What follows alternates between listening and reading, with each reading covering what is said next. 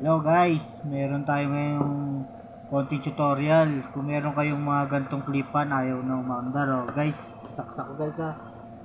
Wala, ayaw. Madali lang yan guys. Unang-unang gagawin natin yan. Papaklasin natin to, tong head nya, tong head. Guys, silahin muna natin to mga ano nyo guys. Meron lang nagdala sa atin ito, ayaw gumana raw. Sabi, kakalakalin na lang. Sabi ko wag muna, tignan natin baka magawa ko pa. Ito, try natin baka magawa pa mga kapanalig.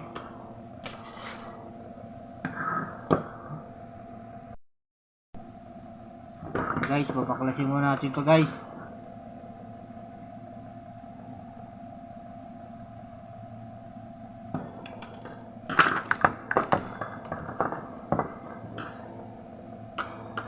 Ito kalamitan ng sira ng mga klipang ganyan guys. Yung bigla na lang di aandar siya guys. Ayan, kung mapapansin nyo guys oh, yung ano nya, cable, pumipilipit guys.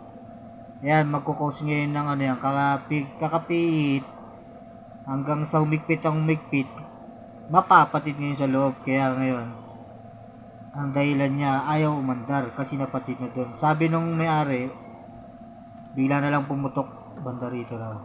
So, sa makatuwid, yung kable niya guys, naputol, nagdikit, kaya nag-spark. So, ngayon, bubuksan natin para makita natin guys. Ayan guys, oh. Tignan nyo yung loob niya, kung mapapansin nyo. Pilipit na guys. Oh guys, oh. Pilipit na siya, di ba guys? Kita nyo guys?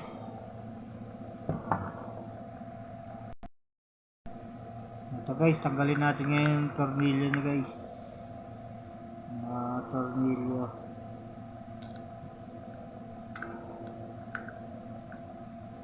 Ang kagandahan kasi ng klipang guys, tipid sa kuryente to. Hindi sa ganung kalakasan. Compare mo dun sa mga electric fan na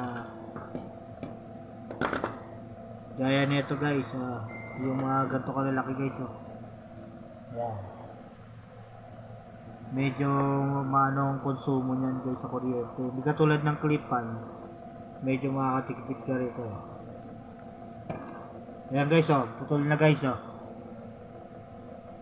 putol na yung wire niya guys. Naputol, pilipit na guys Yan lang ang diferensya sa mga clip fan. Kaya dapat request ko dito sa manufacturing na itong clip fan na to, patibayin nila sa ano. Ayan pumipilipit Kaya nagko-cause ng ano guys, putok, nagdikit naputol na yung wire niya. So makatuwid, babaklasin natin talaga siya. Hindi maaring hindi. Ayan guys. Ngayon tong tatlong tornilyo na to tatanggalin din natin guys. Para mapagtuktong doon sa loob. May connect natin uli ng maayos guys.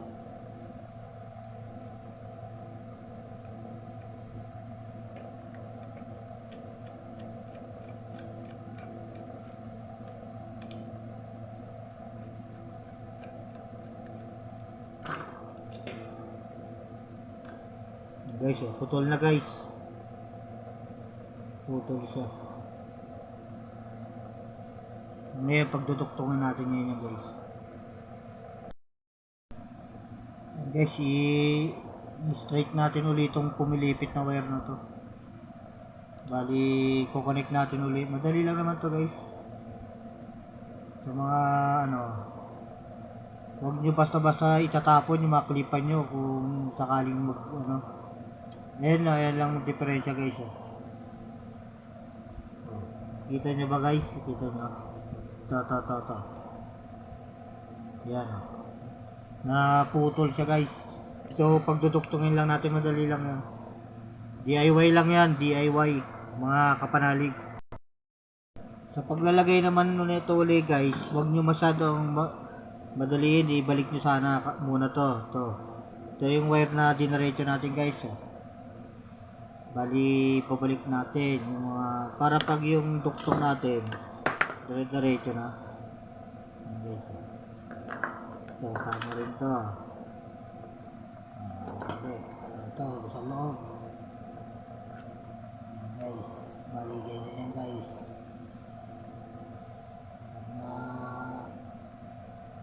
Kapanalig, so ganyan lang yan guys. Ayan. Bago natin ano din. Ibig sabihin, ano na siya. Ready na ba? Mga panalig. So, bubukayin natin ngayon to guys. Bubukayin natin yung wire niya para mapagkabit na natin din. May balik. Ayan guys.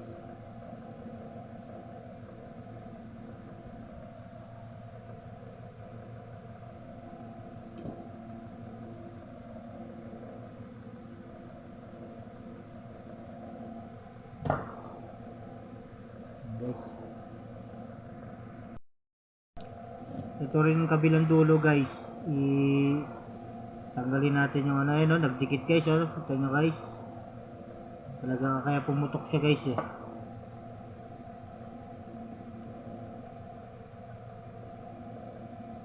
Simple lang to, DIY lang to guys, mga kapanalig.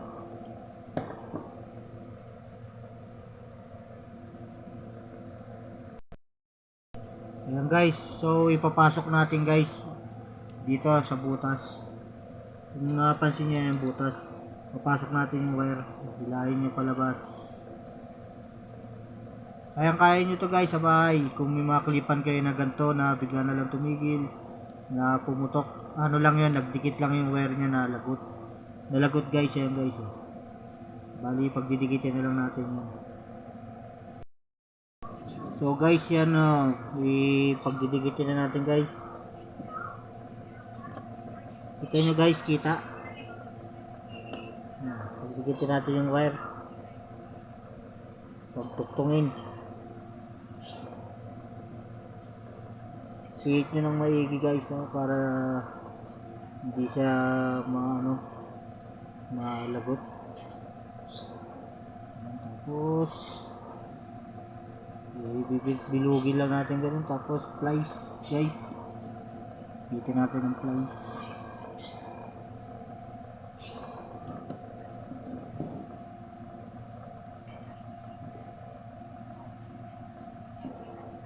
Yan, so guys, tape naman guys, tape. So guys, ito na yung tape. Ipa na natin siya guys.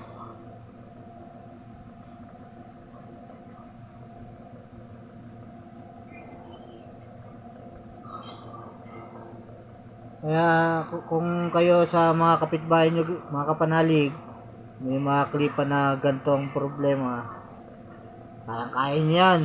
Kaya nyo gawin yan guys.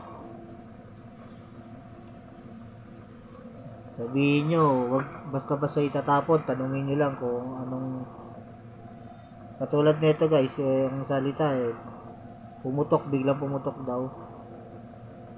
Bago wala na, sinasaksak ayaw na umandar guys.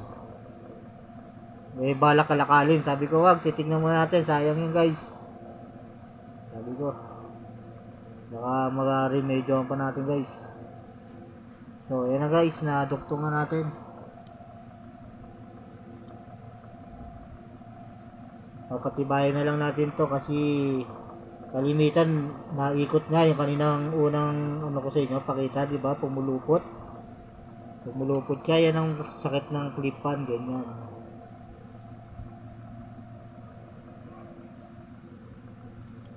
Kasi umiikot yan guys sumasama to sa ikot, kaya habang tumatagal pumipilipit yung cable, kaya nagiging gano'n ng cause, bigla na lang puputok.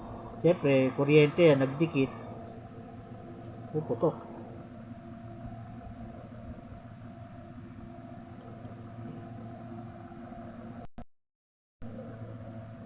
So ayan guys, nakabit na natin guys. Kita nyo guys, okay na. Saka babalik na natin yung takip niya guys. Yan, babalik na natin guys.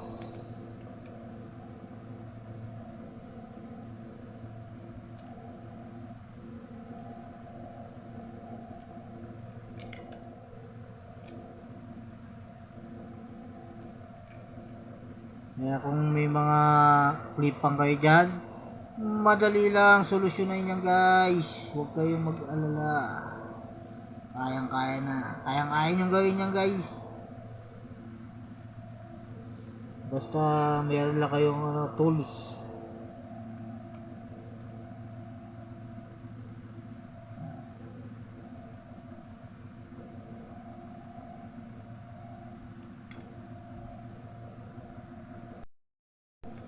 So okay na guys, ilagay na natin.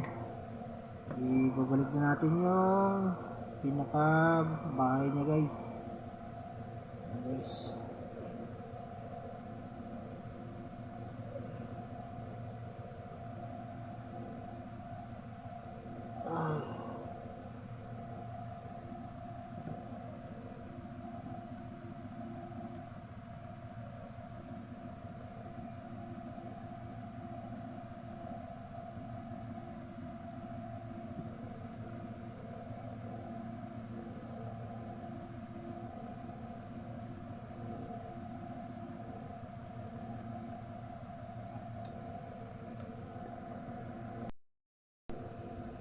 So yun guys, ito na. Binabalik na natin ang tornilyong maliwaga, mga tornilyo.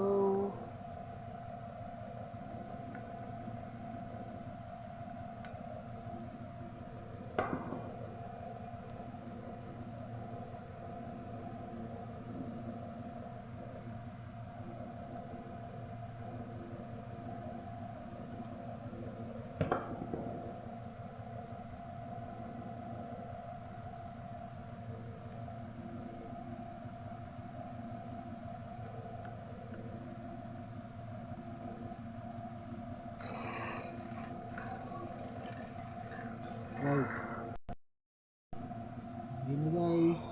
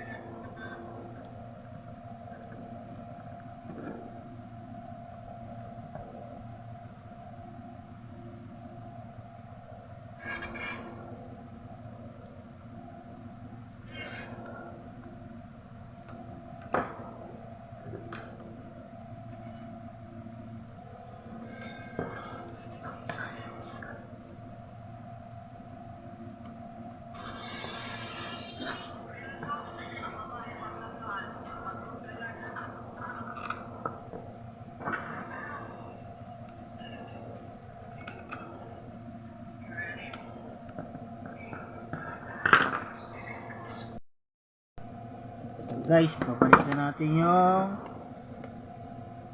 hélice nya. Matitesting na natin guys kung legit yung gawa ni Geng Geng, mga kapanalig. Tatry natin guys. Ito na guys. Tignan nyo na guys. Sasaksak na natin guys. Guys, takpan natin. Takpan yung mga mandang ko. Ay! Ayos na guys. Oh. Ayos na guys. Oh, di ba? Sabi sa inyo guys eh. Approve. Paki-like and share naman, mga kapanalig. Maraming salamat sa nanood. Paalam!